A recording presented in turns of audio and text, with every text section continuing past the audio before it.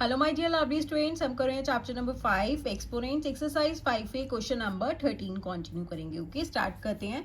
By what number should -30 की power है -1 B divided to get 6 की पावर -1। क्या कह रहा है, -30 को हम किस नंबर से डिवाइड करें कि हमारे पास क्या आना चाहिए, 6 की पावर -1। ठीक है, तो जो हमें करना चाहिए पहले हम उसे लेट कर लेते हैं। Let the number be x। Okay, अब अकॉर्डिंग टू क्वेश्चन क्या है, -30 की पावर क्या है, -1।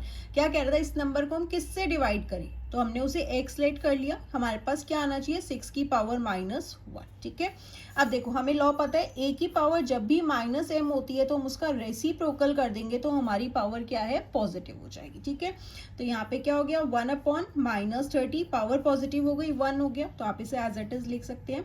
Divided by x is equals to, again इस पे भी हम लॉ लगा देंगे तो 1/6 हो जाएगा। 6 की पावर 1 है, आप 6 लिखो, एक ही बात है। ठीक है, अब देखो डिवाइड के केस में क्या होता है, 1/-30 है, इसे हम मल्टीप्लाई कर देंगे एंड इसका रेसिप्रोकल हो जाएगा। इधर डेनोमिनेटर में कुछ नहीं है, दैट इज 1 है, तो यहाँ पे हो गया 1/x इज इक्वल्स टू 1/6। अब 1/x अपनी साइड पे है, 1/6 अपनी साइड पे। अब 1/-30 यहाँ पे क्या है, मल्टीप्लाई हो रहा है। जब साइड चेंज करेगा तो कहाँ पे आ जाएगा, डिवाइड हो जाएगा।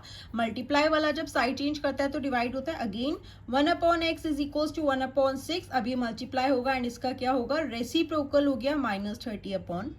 ठीक है, अब 1/x, अब देखो ये हमारा कैंसिल हो गया, 1 से 1 कैंसिल हो गया, 6 5 30, तो क्या आ गया, -5/1। ओके, अब हमें x की वैल्यू निकालनी है। आप इसे क्रॉस मल्टीप्लाई कर दो या इसका रेसिप्रोकल कर दो। क्रॉस मल्टीप्लाई करोगे तो क्या हो जाएगा, -5 × x is equal to 1, x is equal to 1। Again 5 क्या है, यहाँ मल्टीप्लाई हो रहा है, साइड चेंज करते ही कहाँ आ जाएगा, डिवाइड में आ गया, तो 1/-5 हो गया। बट हमें डेनोमिनेटर में नेगेटिव का साइन नहीं होता, तो इसे स्टैंडर्ड फॉर्म में कन्वर्ट करने के लिए हम इंटू -1 करते हैं। यहाँ पे इसे डायरेक्ट -1/5 लिख सकते हैं। तो यहाँ पे हमारे पास x की वैल्यू आ गई, दैट इज अगर हम -30 की पावर -1 को डिवाइड करेंगे -1/5 से तो हमारे पास 6 की पावर -1 आएगा। ओके, बिल्कुल स्टेप बाय स्टेप बताया ताकि आपको कोई कंफ्यूजन ना हो। अगर आपको फिर भी कोई डाउट हो तो आप मुझसे कमेंट सेक्शन में पूछ लेना। And class 7 maths new NCERT rationalise syllabus के भी सारे चैप्टर्स के सॉल्यूशंस अपलोड कर दिए गए हैं, वो भी आप चैनल की प्लेलिस्ट पे जाकर देख सकते हैं। अब करते हैं इसका क्वेश्चन नंबर 14। नेक्स्ट है question number 14, find x such that 3/5 की पावर है 3 इंटू 3/5 की पावर है -6 किसके इक्वल है, 3/5 की पावर है 2x -1। अब हमें इस x की वैल्यू निकालनी है। ठीक है, अब देखो यहाँ पे क्या है, दोनों के बेस सेम है, पावर्स डिफरेंट है एंड क्या हो रहा है, मल्टीप्लाई हो रहा है।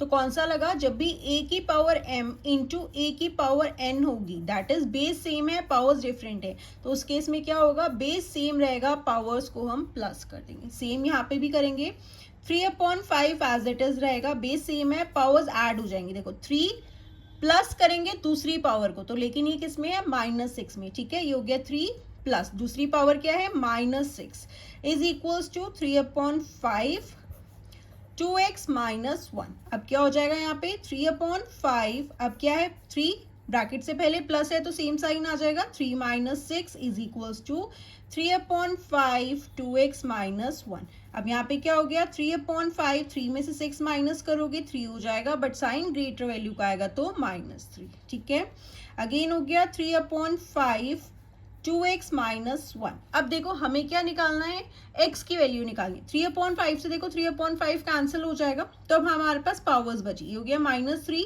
2x -1। ठीक है, अब देखो -3 अपनी साइड पे, ये -1 का जब हम साइड चेंज करेंगे तो माइनस से प्लस में हो गया, इज इक्वल्स टू 2x हो गया, माइनस प्लस माइनस होगा, साइन ग्रेटर वैल्यू का आया, is equals to 2x। Again 2x का मतलब क्या है, 2 इंटू एक्स, 2 मल्टीप्लाई हो रहा है, तो मल्टीप्लाई वाला जब साइड चेंज करेगा, -2 अपनी साइड पे है तो ये कहाँ आ जाएगा, डिवाइड में आ गया, इज इक्वल्स टू x। अब 2 से 2 कैंसिल हो गया तो यहाँ पे क्या हो गया, -1, दैट इज x की वैल्यू क्या आ गई, x is equals to -1 is the answer. Okay, अब करते हैं इसका क्वेश्चन नंबर 15।